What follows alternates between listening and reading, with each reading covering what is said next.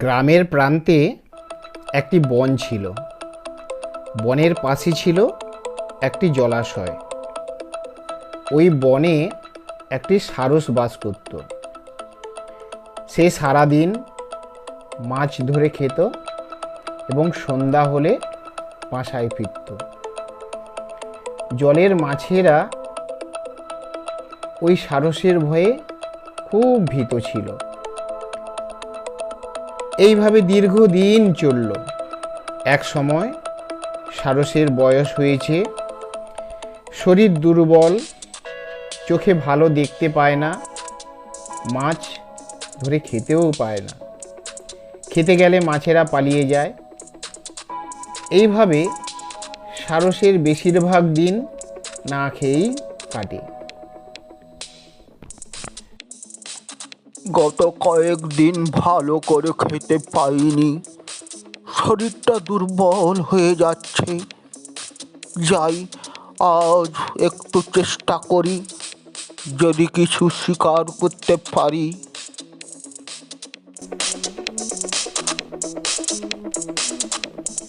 বাহ, পুকুরে প্রচুর মাছ ও মাছের বাচ্চারা খেলা করছে।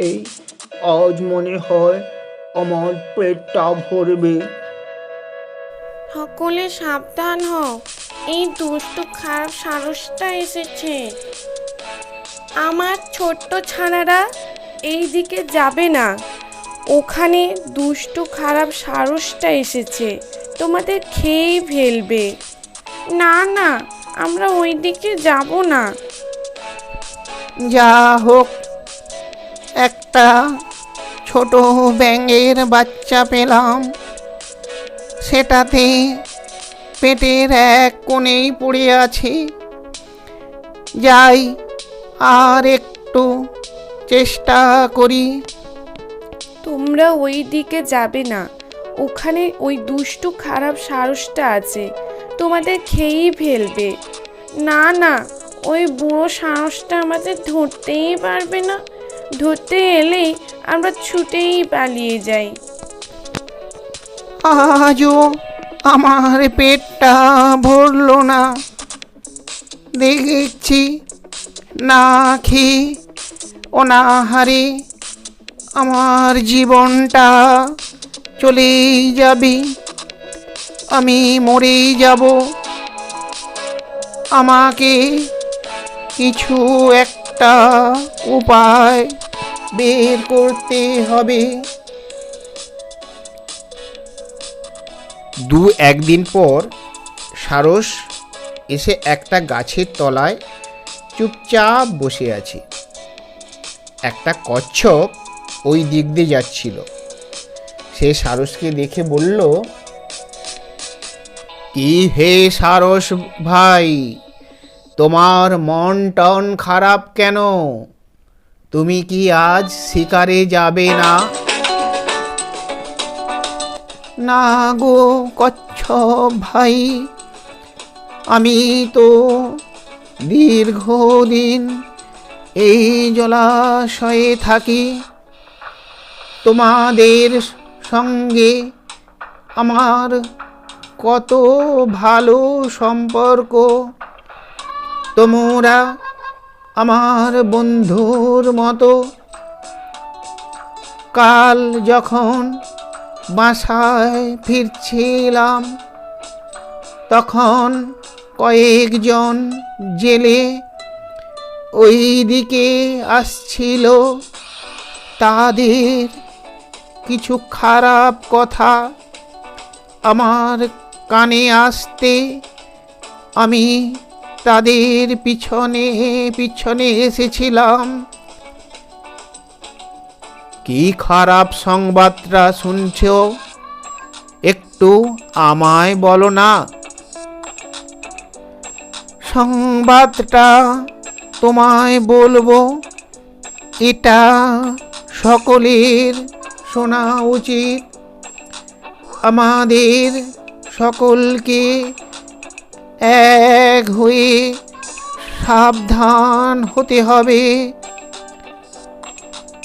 সারস ভাই, তাড়াতাড়ি বলো, আমি জলের সকলকে খবরটা পৌঁছে দিই। তাড়াতাড়ি বলো। ঠিক আছে, ঠিক আছে, আমি বলছি। তুমি কিন্তু জলাশয়ের সকল প্রাণীর কাছে পৌঁছে দেবে। খারাপ খবরটা হলো, জেলেরা বলেছিল তারা জলাশয়ের জল মেরে শুকিয়ে দেবে এবং যা মাছ পাবে তা পাশের বাজারে বিক্রি করে দেবে। এ তো খুব খারাপ খবর। তাহলে আমরা কোথায় যাব? এই জলাশয়ের সব প্রাণী মরে যাবে। তাহলে সকলকে খবরটা দিয়ে দাও। আমরা একটা আলোচনায় বসবো।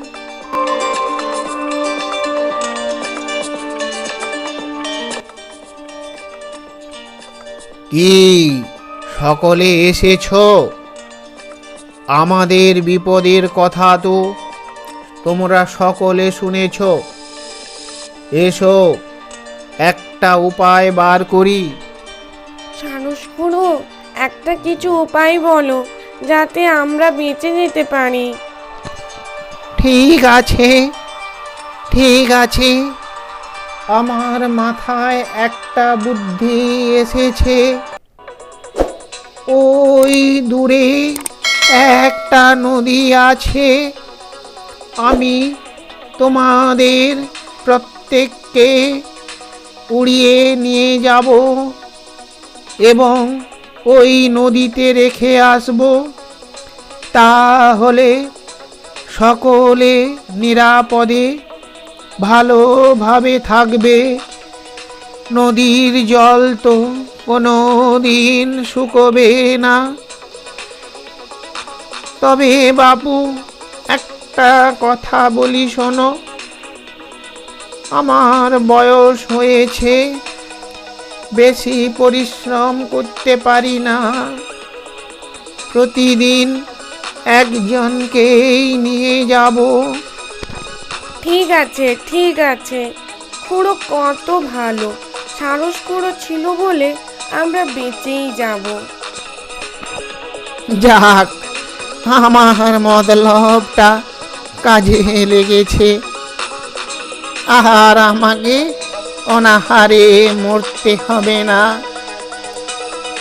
কাল থেকে আমার দিনগুলো ভালো করেই কাটবে।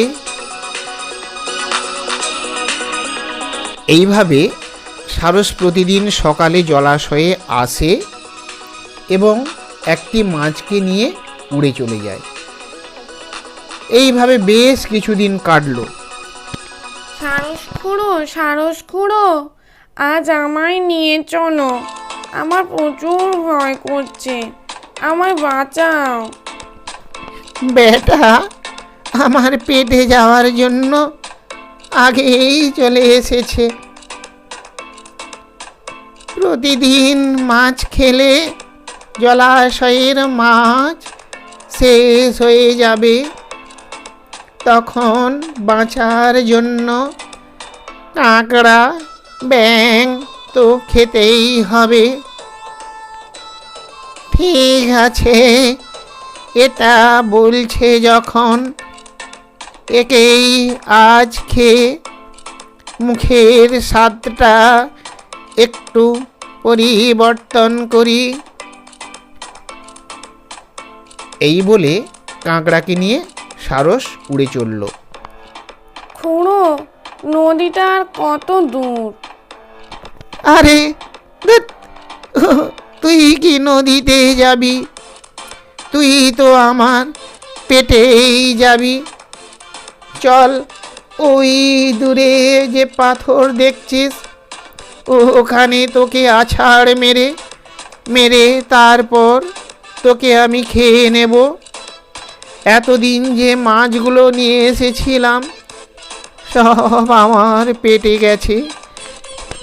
কি বলছো তুমি? হ্যাঁ হ্যাঁ, আমি ঠিক বলছি। তবে রে পাজি সারস, তোর চালাকে আমি ধরতে পেরে গেছি, তোকে দেখাচ্ছি মজা। আহ, আহ, আমায় লাগছে, ছেড়ে দাও। আহ, আহ, আহ।